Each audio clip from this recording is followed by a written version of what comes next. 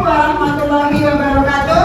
Waalaikumsalam warahmatullahi wabarakatuh. Oke, silakan periksa kerapian, periksa kebersihan. Sudah belum? Ya, sudah. Sama-sama. Ya, selamat pagi anak-anak hebat. Pagi. Oke, biar nggak dulu. Boleh minum dulu dong, minum dulu.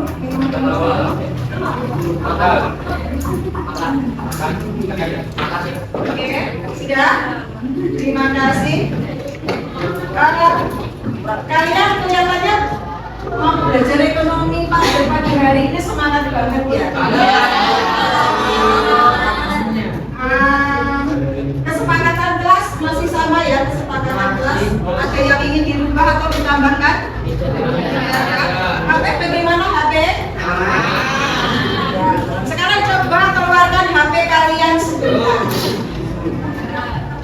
Terus kirim chat kepada seseorang yang pagi ini tadi sudah meningkatkan mood kalian, meningkatkan semangat kalian untuk belajar pada hari ini.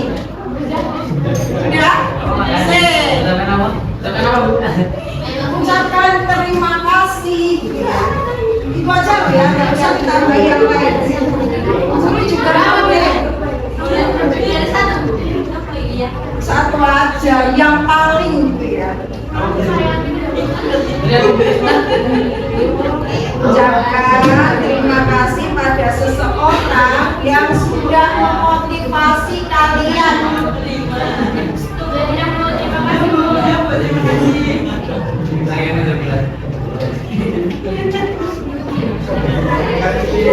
Sudah? Dikirim?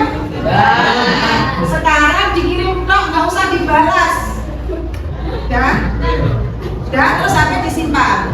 Kita lihat beberapa menit berikutnya. Kesepakatan kelasnya HP disimpan.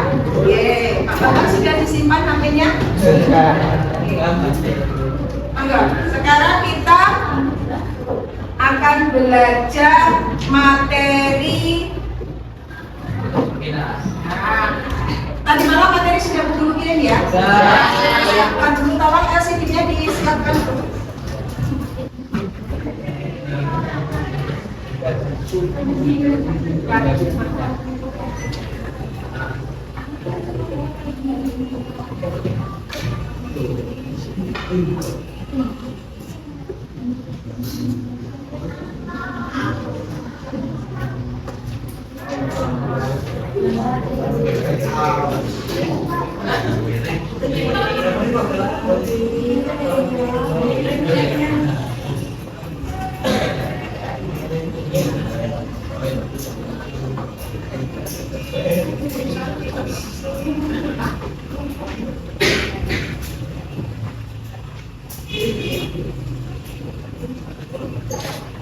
Oke, sebelum kita lanjutkan ke materi, coba intip dulu dong chatnya tadi sudah ada yang bagus sebelumnya.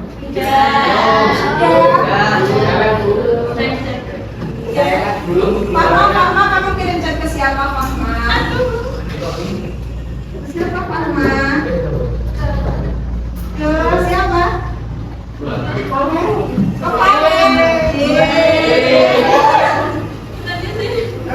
Kalau pemburu ke Ucup nih. Kenapa ke Ucup ya? Kenapa ke Ucup? Karena tadi malam itu Ucup sudah berbaik hati.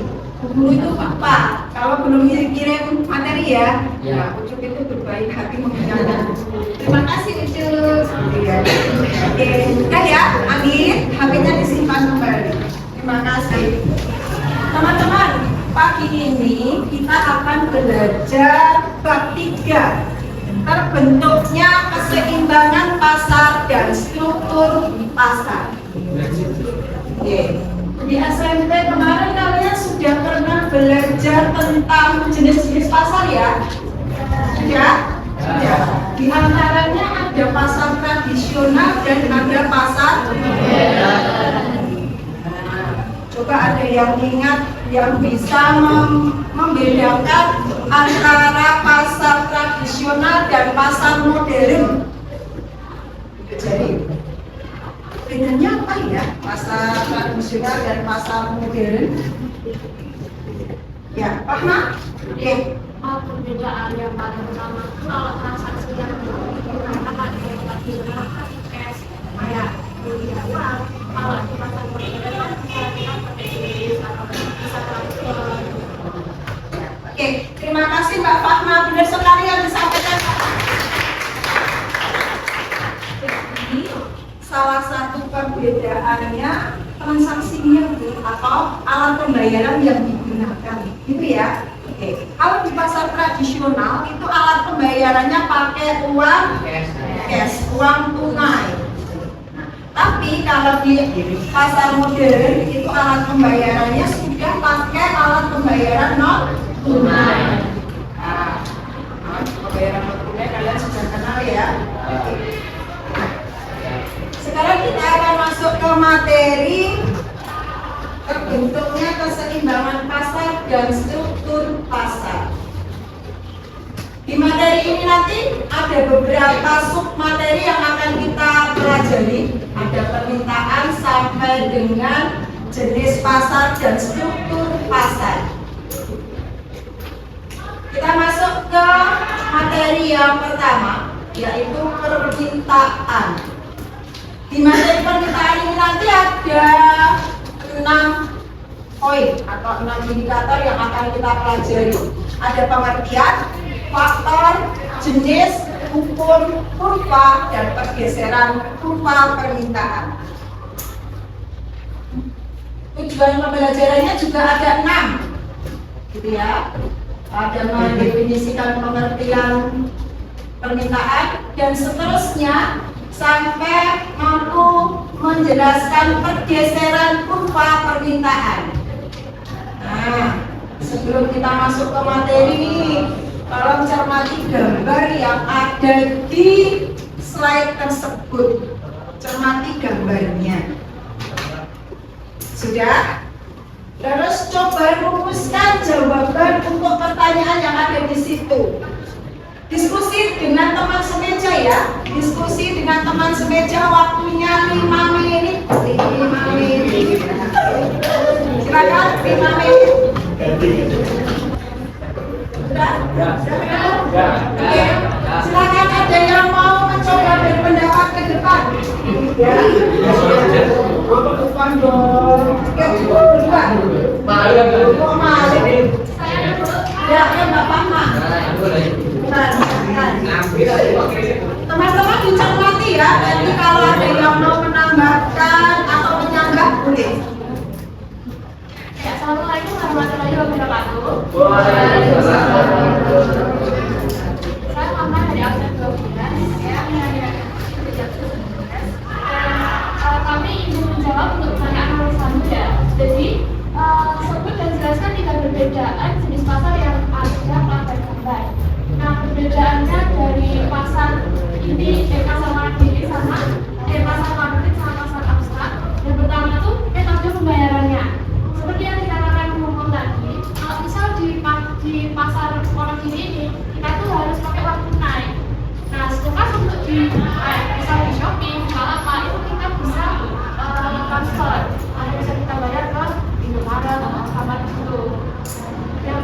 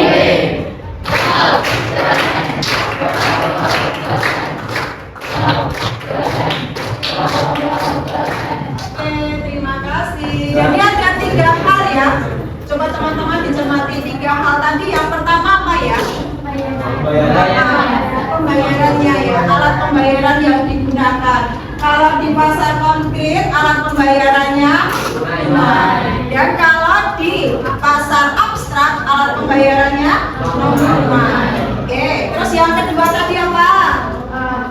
Kualitas harus datang ke tempatnya. Oh iya, datang ke tempatnya. Siapa yang datang ke tempatnya? Ya, pembeli. Ya, pembeli dan penjual. Iya Pak ya? Iya. Jadi kalau di pasar konkret itu antara penjual dan pembeli harus datang ke tempat atau ke pasarnya.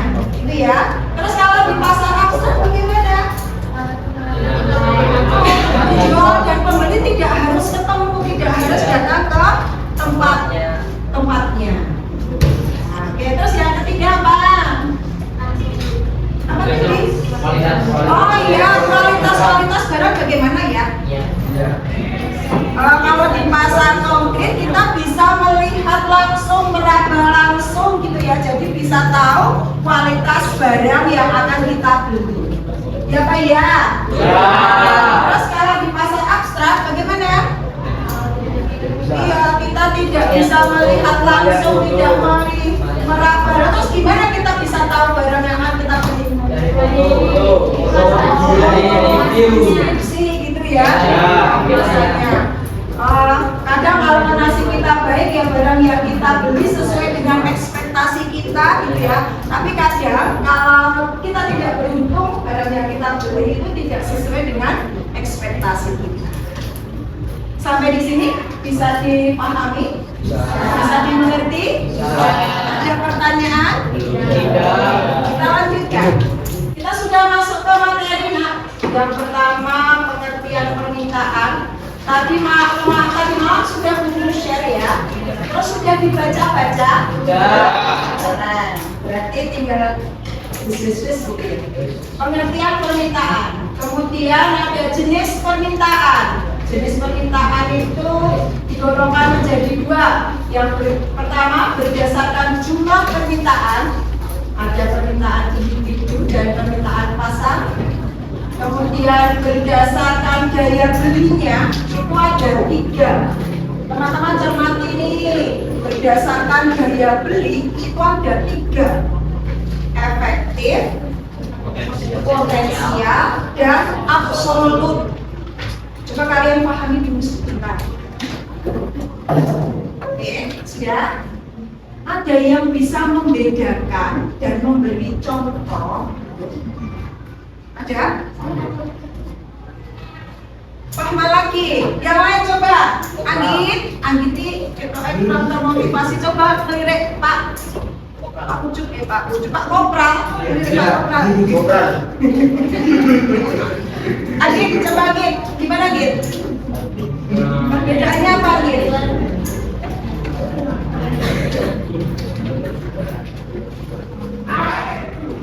Perbedaannya apa Agit? Belum paham? Oke. Kalau belum paham kita ulas sebentar ya Nak. Permintaan efektif. Permintaan efektif itu permintaan yang disertai daya beli. Kemampuan untuk membeli. Kita punya apa ini? Kita punya uang. Terus kita juga melakukan pembelian. Jadi kita pengen membeli barang, punya daya beli, punya uang, terus kita melakukan pembelian. Inilah yang dimaksud dengan permintaan efektif. Nah, terus kalau permintaan yang potensial, gimana ya? Caca, halo Caca, bisa bantu Bu Guru? Bantu Pak Kopral mau ya, bantu Bu Guru nggak mau. Oke Caca, gimana Caca? Permintaan potensial.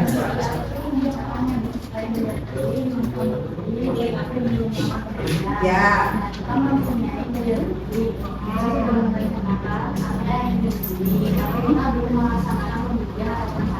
Oke, benar sekali. Beri semangat ya.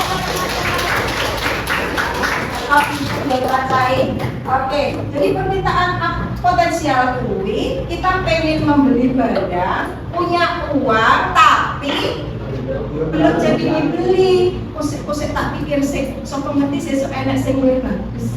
Ya. Oke, itu permintaan potensial. Yang terakhir, permintaan absolut. Iki ya permintaan absolut. Cuman menghayal aja ya, cuman pengen aja gitu ya, kasihan banget. Nah, dia pengen tapi tidak punya daya beli. Sampai di sini bisa dipahami? Bisa. Oke. Nah, berikutnya, nah ini hukum permintaan. Sudah dibaca ya tadi malam ya? Oke.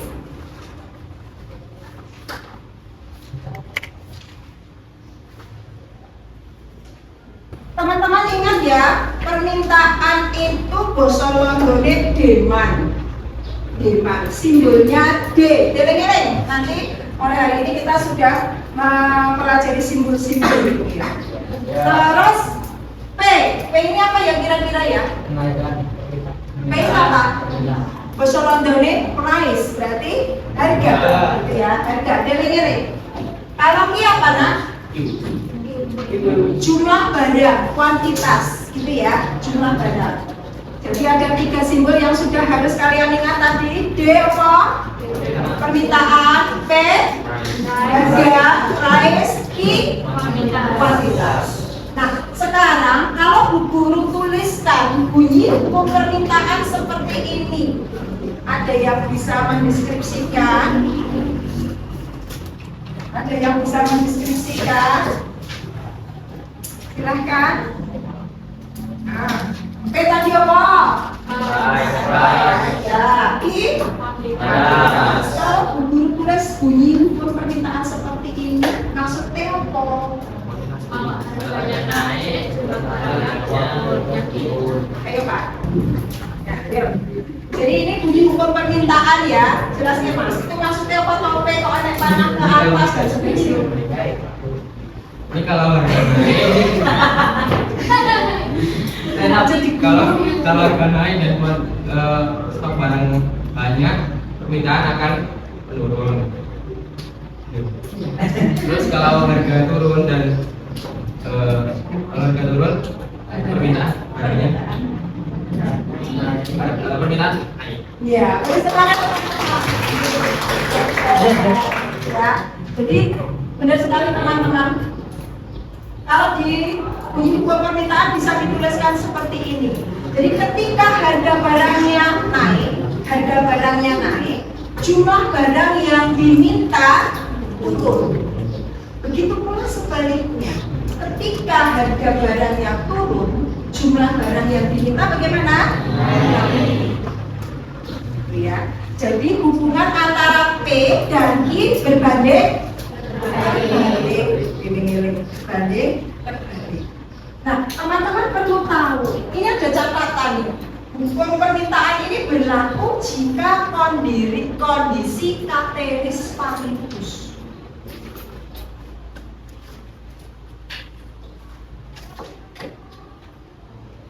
Oh ya, ceteris paribus ya. Mungkin ada yang sudah pernah membaca ceteris paribus apa ya? Nah, saya ini tanpa Mbak Google. Ayo, keluarkan HP-nya sebentar. Sudah? Ada yang sudah ketemu? Orang buka chat, buka. Nah, sudah ketemu ceteris paribus apa ya? Ya, Caca ngacung Caca. Oke. Ceteris paribus adalah frasa Latin yang berarti semua hal lain dianggap sama atau dalam keadaan yang sama. Ya, oke. Benar sekali yang disampaikan Caca. Teman-teman pahami dulu semua. Hukum permintaan ini berlaku jika kondisi ceteris paribus. Maksudnya gimana? Faktor yang lain dianggap tetap, tidak berubah. Yang berubah hanya harga, gitu ya. Tetapi apabila ada faktor lain yang mempengaruhi permintaan, hukum ini tidak lagi berlaku. Itu maksudnya. Bisa dipahami? Contohnya gini. Ketika harga suatu barang naik, tetapi pendapatan kita meningkat, orang kaya, gitu ya. Pendapatan kita meningkat. permintaan terhadap suatu barang bagaimana kira-kira? Harga barangnya mahal, naik, tapi kita beruang, banyak uang, orang kaya gitu. Kita kira-kira permintaan terhadap barang bagaimana? Tetap meningkat, ya Pak ya? Iya. Itulah yang bisa menggugurkan hukum permintaan. Jadi ketika ada faktor lain yang mempengaruhi selain harga, hukum ini bisa gugur atau tidak berlaku. Contoh nih. Tapi kalau hukum permintaan itu kalau harganya naik kan permintaannya turun, ya Pak ya? Ya. Tapi karena kita lagi banyak uang gitu ya, beruang, lambok mahal, aku punya uang gitu ya, tak beli. Bisa dipahami? Begitu pula sebaliknya, ketika harga barangnya turun, harga barangnya murah, tapi kita tidak punya uang, kayak tanggal tua. Kira-kira permintaan terhadap barang bagaimana? Turun, iya Pak ya? Iya. Bisa dipahami? Sampai di sini mungkin ada yang ingin ditanyakan dulu. Tidak ada. Satu lagi, selera. Selera atau apa nih selera itu? Kesukaan ya. Kalau kita selera terhadap suatu barang, lagi senang terhadap suatu barang saat ini, barang yang kira-kira menjadi selera kalian itu apa namanya? Apa nih? Kamera.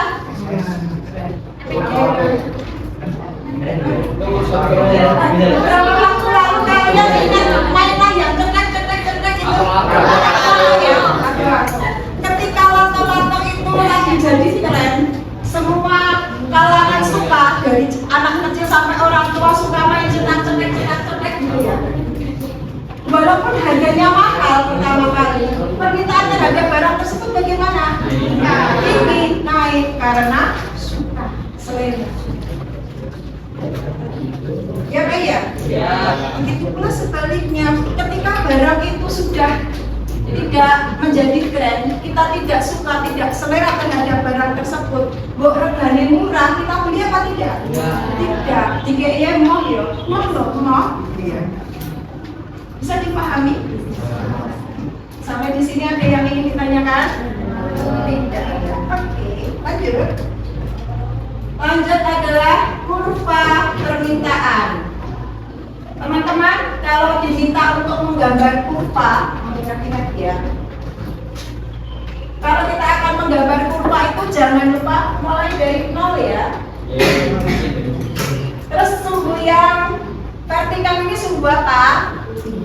Sumbu Y kalau di matematika. Kalau di ekonomi sumbu P atau apa tadi? Nice. Yang horizontal sumbu Q atau kuantitas. Ya. Ingat, kurva permintaan itu melereng dari kiri atas ke kanan bawah. Eling-eling. Ya, melereng dari kiri atas ke kanan bawah. Ini berarti kurva mana? Kurva diagonal atau kurva permintaan. Bisa dimengerti? Bisa? Ada pertanyaan? Tidak ada. Jadi diingat-ingat, kurva permintaan itu melereng dari kiri atas ke kanan.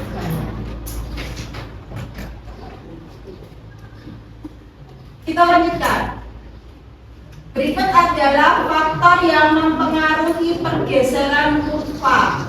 Jadi, kurva permintaan ini nanti bisa bergeser ke atas, teman-teman perhatikan. Kurva permintaan itu bisa bergeser ke atas atau ke kanan dari D ke D1.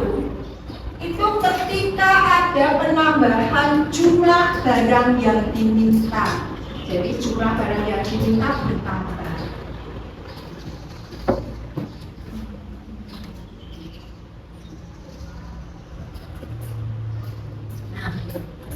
Jadi ketika harga barangnya 9.000, pertama jumlah barang yang diminta 20 kg, kemudian meningkat menjadi 40 kg dan seterusnya, sehingga terbentuk kurva dari D1 ke D1.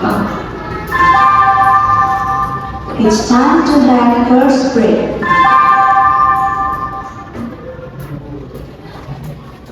Oke, sudah ya.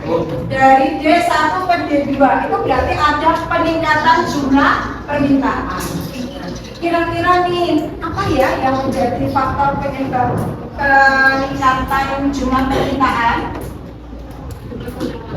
Iya, betul sekali, Pak Ahmad. Jumlah pendapatan. Ketika pendapatan kita meningkat atau bertambah, permintaan kita terhadap suatu barang bagaimana? Bertambah atau meningkat.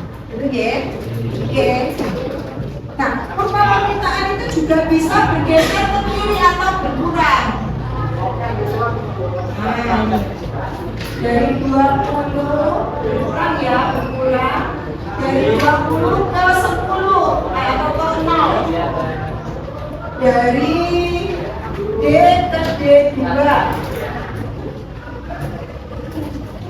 ada penurunan jumlah permintaan. Kira-kira salah satunya disebabkan oleh apa ya? Kenapa? Inflasi, menurunnya pendapatan gitu ya, menurunnya pendapatan seseorang. Terus menurunnya selera masyarakat gitu ya. Oke. Materi kita sudah selesai berarti. Cukup Pak. Nah sekarang saatnya kuis. Saatnya kuis. Nah, kita akan main bola kemana? Bolanya sudah dibawa.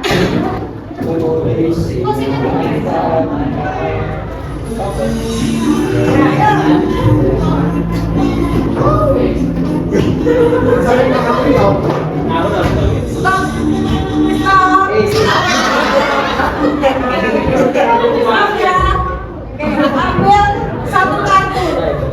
Bukanya nanti ya. Bukan lagi saya. Bukan lagi. Ya, bukan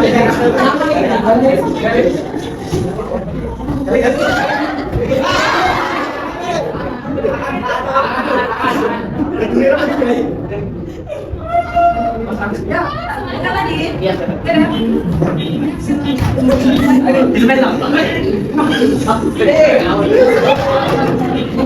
Berarti di angin. Oke, sudah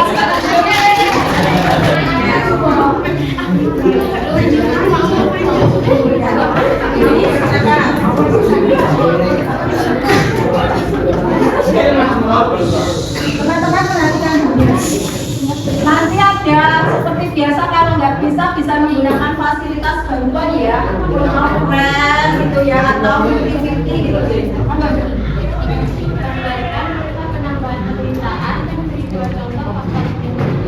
Oke, bisa saya gambarkan kurva penambahan permintaan dan sebutkan dua faktor penyebabnya. Bisa menggambarkan saya? Bisa?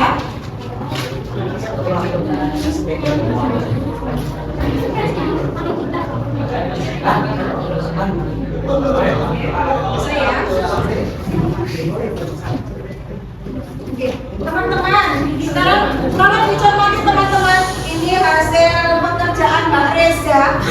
Kurva penambahan permintaan. Benar atau benar? Benar atau salah? Benar ya? Oke.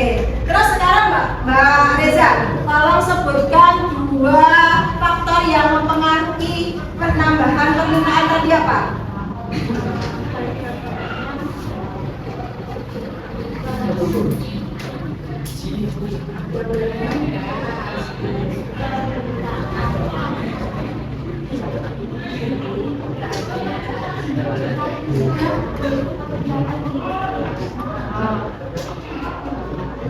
Bisa? Mau friend? Ya, ya friend. Halo Papa. Halo Papa. Ya, Papa diangkat Papa. Bisa bantu aku permintaan berupa penambahan dan beri dua contoh faktor penyebab penambahan permintaan. Jadi yang pertama itu ada penambahan. Jadi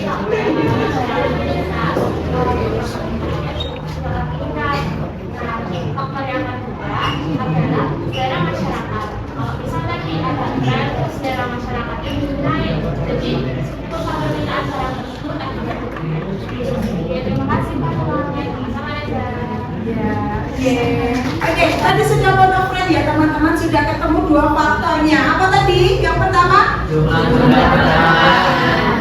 Peningkatan jumlah pendapatan. Iya kok ya? Iya. Terus yang kedua? Iya. Peningkatan selera masyarakat.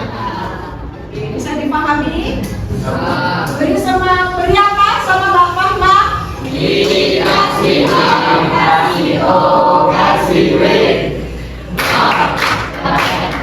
Terima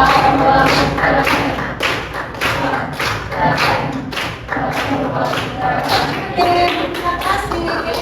Selain itu ya. Teman-teman ini amplopnya yang bawah ada gambar buku cantik ini. Baca apa? Terima kasih anak kebetulan kamu dapat voucher dan dikasih kembali. Siapa yang juara?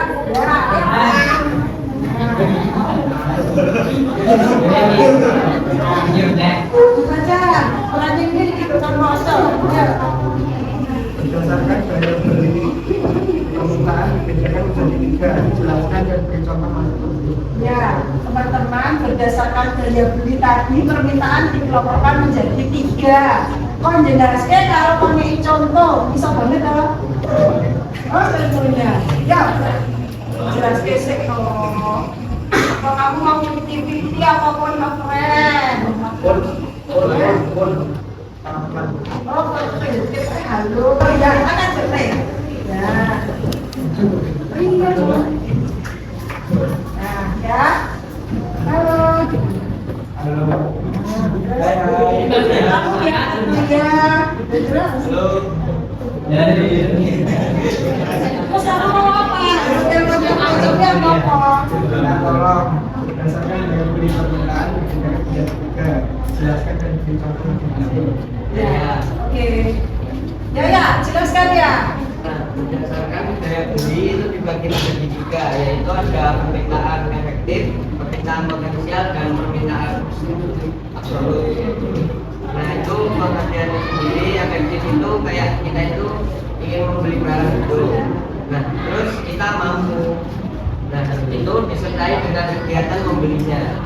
Contohnya itu kayak kita itu pengen beli beras 1 kilo. Nah, itu kan keinginannya udah ada, terus kemampuannya juga ada, punya uang, terus disertai dengan kegiatan membelinya. Nah, yang kedua permintaan potensial. Itu kita ingin membeli sesuatu, terus kita juga mampu membeli itu, tapi itu belum direalisasikan, kayak belum kita beli itu barangnya. Contohnya kayak misal kakak kita itu mau membeli laptop harga 10 juta. Nah, itu belum dibeli karena laptop yang lama masih Saatnya jam keempat dimulai. It's time to begin the 4th lesson. ingin membeli tapi kita nggak mampu membeli barang itu, terus juga nggak melakukan pembeliannya itu. Kayak contohnya kita ini sebagai pelajar misalnya ingin membeli mobil, kan nggak mungkin punya uangnya itu, juga nggak mungkin membelinya. Oke. Ya, sudah jelas. Oke, sudah betul ya teman-teman ya. Baca ini tanda bawahnya itu. Oke. Terima kasih anak hebat. Kamu dapat lakukan es krim. Terima kasih ya. Oke ya. Oke. Satu-satu ya teman-teman. Satu ya. Ayo, ambil teman. Yang isi itu Bacakan Mbak. Gambarkan kurva penurunan permintaan dan beri 2 contoh faktor penyebabnya. Ya, bisa Mbak Adit? Bisa. Ini videonya Mbak. Yuk.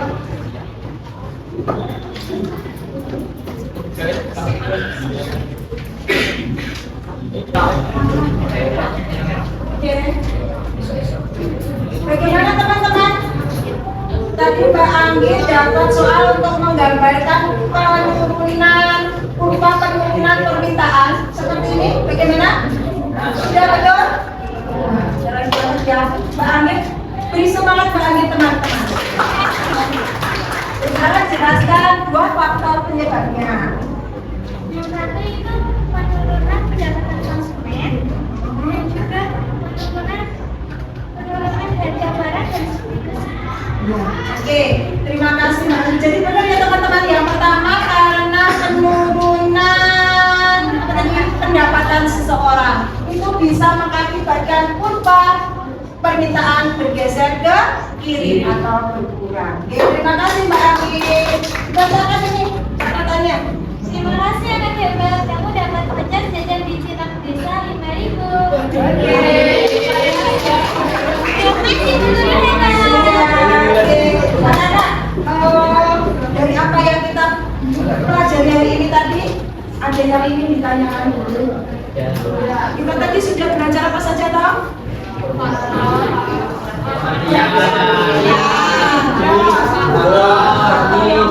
permintaan.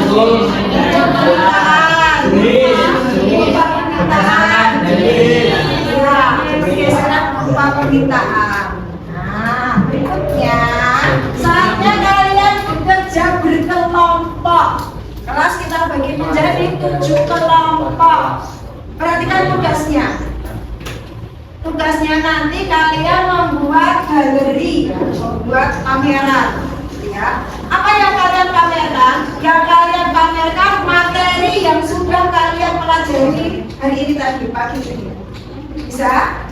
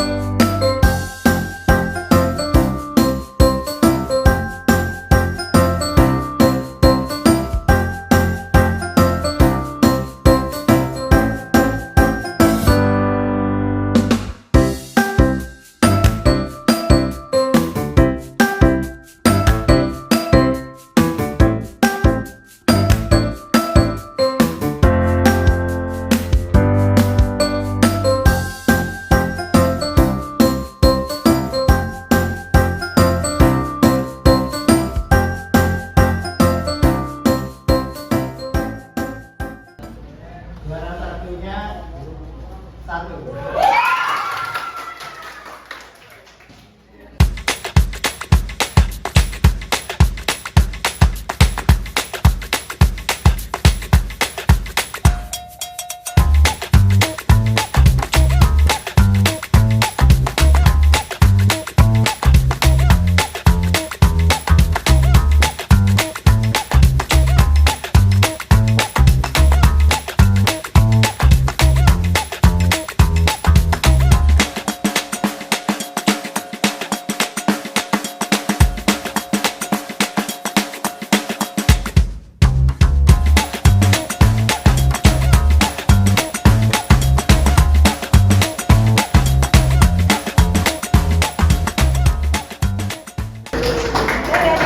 Silakan duduk yang rapi.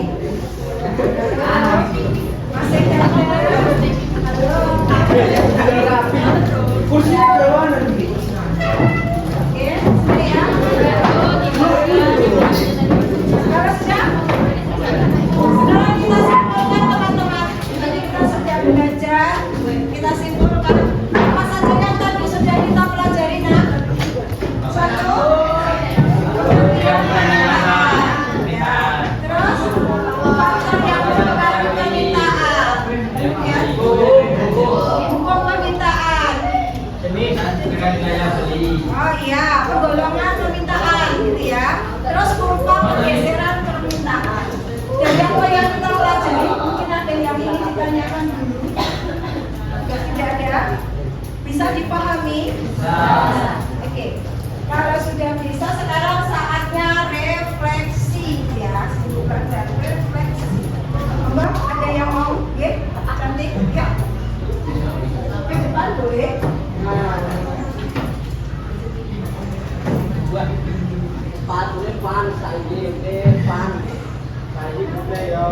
Kenalkan, nama aku Haruna Dalamuka ini dari absen 25. Perasaan aku belajar ekonomi hari ini sangat senang, seru, dan menarik buat pembelajaran selanjutnya. Kemudian yang dapat di kelas ekonomi hari ini, kita mengerti pengertian permintaan, terus hukumnya, terus ada jenisnya, ada faktor dan lain-lain. Kemudian harapan di kelas ekonomi minggu depan pembelajarannya seperti ini lagi biar agar mudah dipahami. Baik, terima kasih. Perasaan kita pada pagi hari ini itu senang, terus kita belajar juga bagaimana cara kekompakan dalam tim sama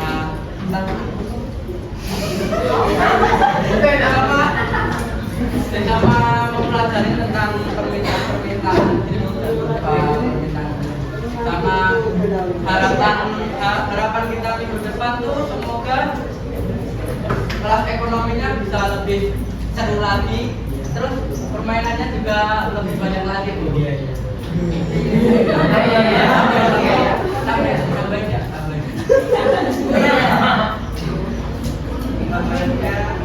Semoga minggu depan kelas ekonomi bisa lebih dari ini, lebih seru, lebih senang, dan banyak permainannya lagi.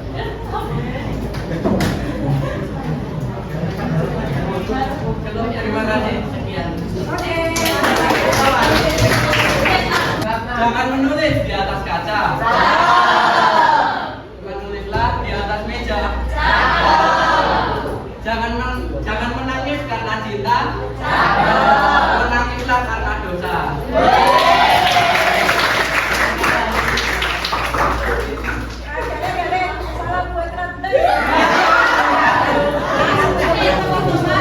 Beri kesempatan pada Pak Bambang ya untuk memberikan apresiasi atau tanggapan terhadap kita, gitu ya.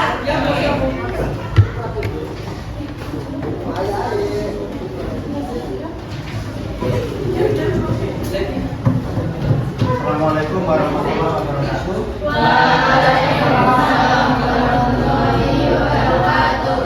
Saya sebagai supervisornya mengamati bangga sekali karena semangat anak-anak itu belajar. Jadi belajarnya ceria, semangat itu modal utama. Saya ngajar fisika anak-anak, tapi ada hal-hal yang sama yang nanti akan bisa mengantarkan anak itu sukses. Yang pertama yaitu kemampuan komunikasi. Jadi apa itu bentuknya? Bisa presentasi itu. Anak-anak pintar presentasi nanti sukses mudah jalan. Yang kedua kerjasama. Kita harus bisa kerjasama, ya. Apapun pelajarannya, yang penting kerjasama. Bekerja sendiri itu tidak ada manfaatnya, mesti kalah dengan yang kerja. Maka dengan ya kemampuan komunikasi, kerjasama, dan yang ketiga aktif atau pede. Tidak percaya diri tidak ada manfaatnya. Kamu pintar menang bayaran mengerti. Yang disampaikan guru atau siapa yang memaju pertama kali diambil kesempatan. Karena kamu di rumah tidak akan dapat pengalaman kayak begini. Kamu mau ngomong di depan orang banyak itu tidak bisa di rumah.